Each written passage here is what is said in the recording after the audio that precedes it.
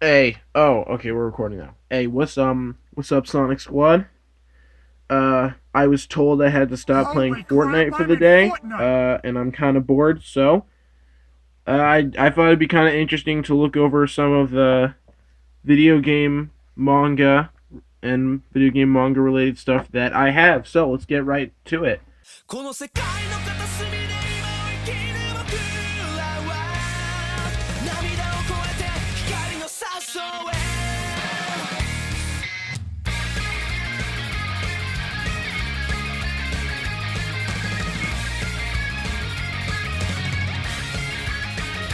僕らの信じてるこの夢や理想は目を離した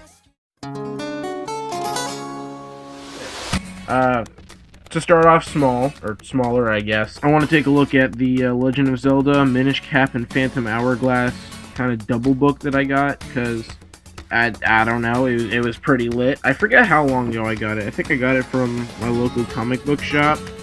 Got some really rad art over here of Vati, looking pretty dope. It's a very nice quality book. It is soft cover, that being said, it's still very, like, it feels pretty secure and all that stuff. All the inking, it is just generally better to buy one of these than buying the whole thing. Because, well, okay, so for starters, you get awesome full color, full page spread like this, right? Okay? Look at that art. That's awesome. And I'm pretty sure these were like cover arts at some point. So we get to see those in color. And then also the beginning parts of both books, I'm pretty sure, are drawn in color. They went over the original black and white manga panels and they drew over them in color. Isn't that neat? Is that not awesome? And it's not like just the first two pages. It goes on for like a decent bit. It goes on for a decent bit. It was honestly kind of jarring to me when, for the first time, this is the first time I'd experienced the Minish Cap manga and stuff like that. So it was kind of jarring to go from this, like literally you can see on the same page, just go to black and white stuff. That being said, it still looks really good. And I enjoyed the stories, but that's its own conversation. But yeah, the art is awesome. I think they adapt the stories of the games pretty well. And like all of this just made me want to see a Breath of the Wild manga so badly. Unfortunately, I know that's probably never going to happen, but it is what it is. Oh well. So yeah, that was cool. I also used to actually, here, this is a great example in the back. I also used to have a few of the Twilight Princess ones for a decent bit, because Twilight Princess was the only Zelda game I had for a decent bit, and I like Twilight Princess a lot. It's pretty lit, not gonna lie. So, yeah, that was pretty cool, in my opinion. I think I want to read all of them, but this is just the only one I've gotten around to buying, because I'm trying to get all of the Fire Force Onimbus, like, big boxes, because I would rather pay for those than pay for Crunchyroll Premium to watch Fire Force Season 2, even though it's going to be more expensive, so it is what it is. But, yeah, so, well, there's more to say about this. Next up, I'm going to say is the Persona 5 manga. Quick disclaimer. I have not played Persona 5, and that's, you might notice that they finished the Persona 5 manga a hot minute ago, and they, I have access. If I wanted to, I could buy all of them, but I stopped buying them at number 4 because I realized it would probably be a lot better and a lot more impactful if I just played the game. So that's what I'm gonna do. But I will say, it was really cool. Like I've been following the Persona 5 manga for a hot minute. Like, I bought this book back in 2019. Like, dog, 2019 was 4 years ago at this point. So, it's been a while. But yeah, this is like, this stuff so like this stuff introduced me to the world of Persona, the characters, and it struck me, and I got hooked. And I'm not gonna lie, even though I ended up deciding to play the game, it was a hard debate because I really liked following the manga and everything that was happening in it as a manga, because it flows really well, the art is like really good, and it was an experience and a half, and I wanted to keep going with the manga. But the game came first, so it is what it is. I just have to wait till I turn 17 to buy it, but we'll get there eventually, so it is what it is. I should probably mention, I think, not all of them, but most of them, yeah, most video game manga you see is probably going to be published / spearheaded by Viz, just because they own most of the anime input that's going in and out of America, which is, it is what it is. It's fine. I don't really feel that strongly about it, but yeah. I don't just have video game manga stuff. I'm not going to show you my room because it's really dirty, but but I also have Komi Can't Communicate, issue like 8 or something like that, and I think, so that's for Persona. And now on to Pokemon stuff. I love Pokemon. I've been meaning to make any form of Pokemon related content for a hot minute now. So this is really gonna scratch that itch, and that's gonna be lit. So to start, we got Mewtwo Strikes Back, the manga, Evolution. It was a promotional manga for the remake of Pokemon the first movie, and I found it at Barnes & Noble's like 2 years after that happened. And even though it's not like it's worth money, that's not why I bought it, but I knew I probably wouldn't see it again for a while, and also I just wanted to read it because I thought the art was like really beautiful. I mean, like, come on, hold on. I just saw a lit panel of like Pikachu. Let me find it. Not that, like look at how hard that panel goes. Like, look at Mewtwo. He is not playing around right there. There's like a really this is a great 2-page spread. It's really capturing that moment from the movie like very well. I will say they cut some stuff out. They don't change anything from the movie. They just cut some content out to keep it in like a average manga size book. Like, if you see, it's not that thick. Let me find. Can I find the Pikachu panel? Like, also, like I said, the art style is very unique. So what I will say is that the art style, the thing about the art style is it doesn't feel like it doesn't feel like, oh, like if you saw like just any OC drawn in like this style, I wouldn't be like, oh, obviously that's Pokemon. But it pairs so well with the Pokemon designs that I don't really care. It meshes really well with the designs because the designs themselves are timeless. There's no shot. My air purifier just started up while I'm making this video. Alright, y'all, we're just gonna keep this short. Stop!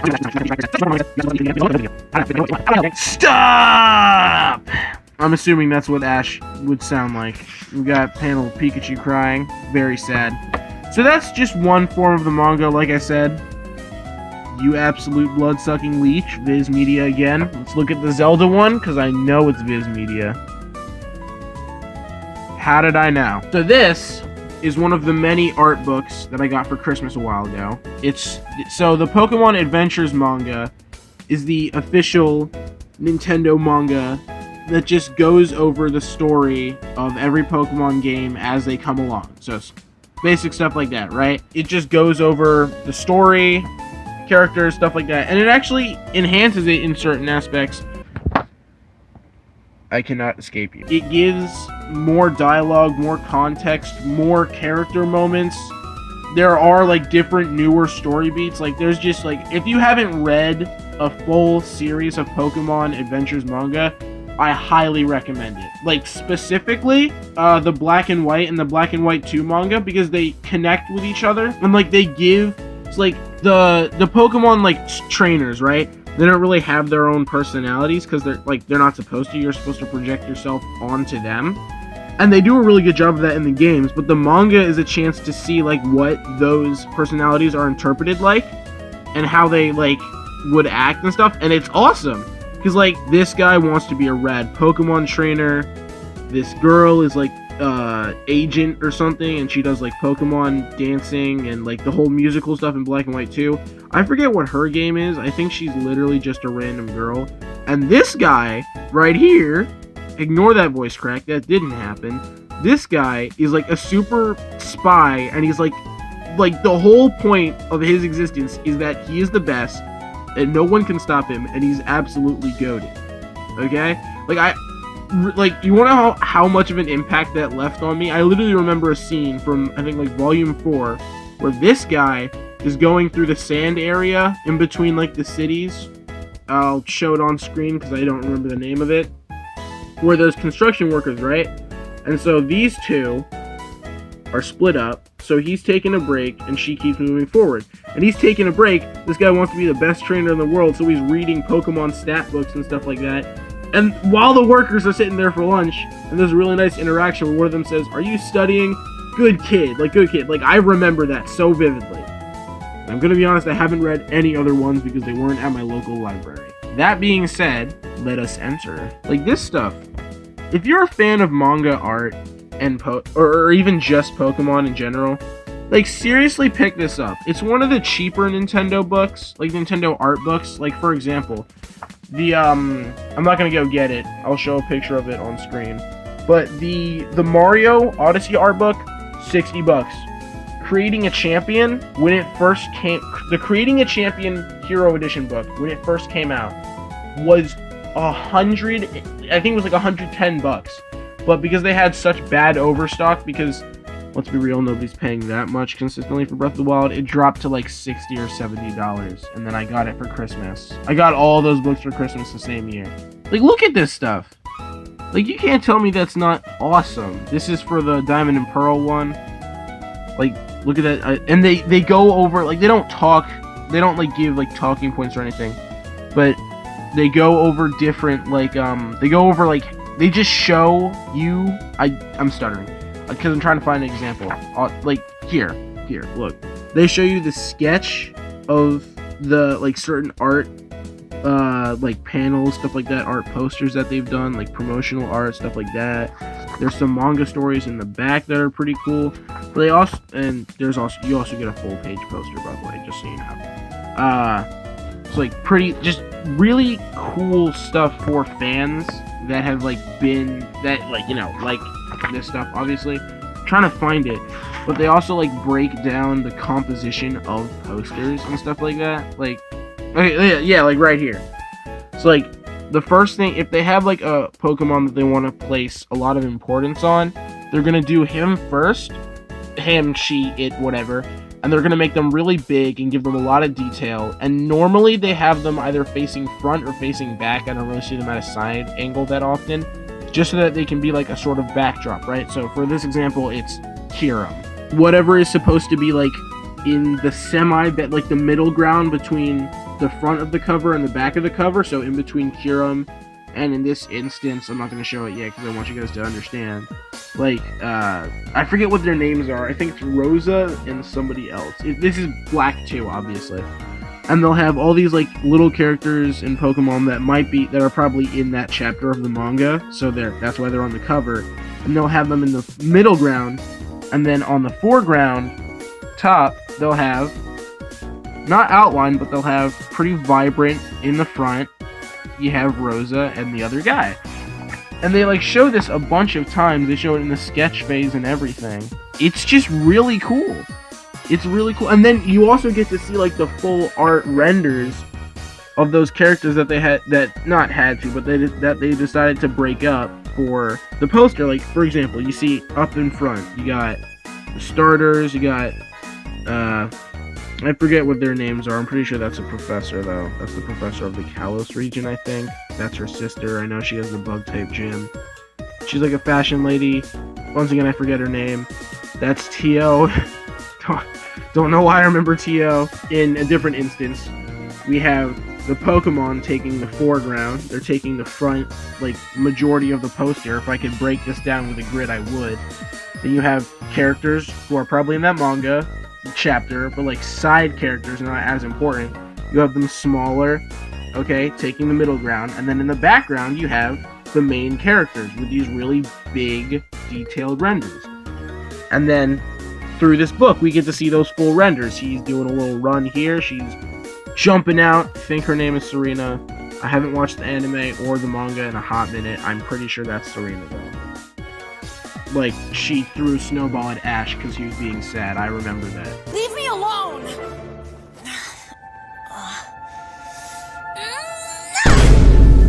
Pikachu! Use 10 billion full Thunderbolt!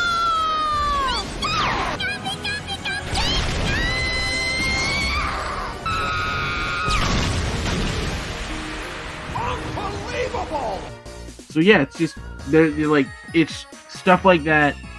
And then you also get individual like manga chapters, like just some stuff that like was never released, some stuff in the composite stages, some promo art, some goofy stuff like this, more sketch art, like it's awesome. It's awesome. And I'm pretty sure this goes all the way up to Gen. So I guess, okay, so I think that was Gen 6. So yeah. And then I will admit they kind of throw this away on the cover because they don't really have people in the background. Everyone's meshing together on the foreground. It just goes down, but there's no like different space to show importance. They're all in like their proper proportion. And you know what? It works really well because you're not saying like one, like, you know, this is bigger than the other. Because like when you do that, you're saying that this is more important than the other stuff. Like that's on the poster for a reason, but it's like this is the main focus. So when you're doing a huge spread of characters, you don't want to make, for example, the main character the biggest, or if we're doing a huge spread of, let's say, Nintendo character. We could make Mario the biggest because he sells the best, but if we're trying to celebrate Nintendo, we would have Mario in proportion to Link, or Inklings, or stuff like that, because they're all Nintendo and you're showing their lineup, you know what I mean? And that's what they're doing here. Let me know if you guys want me to show you more of my stupid nerd stuff. I'm probably going to make a second video about nerd stuff anyways. But yeah, if you liked it, please let me know. I'd love to keep doing this. And yeah, I'll see y'all later. Bye-bye.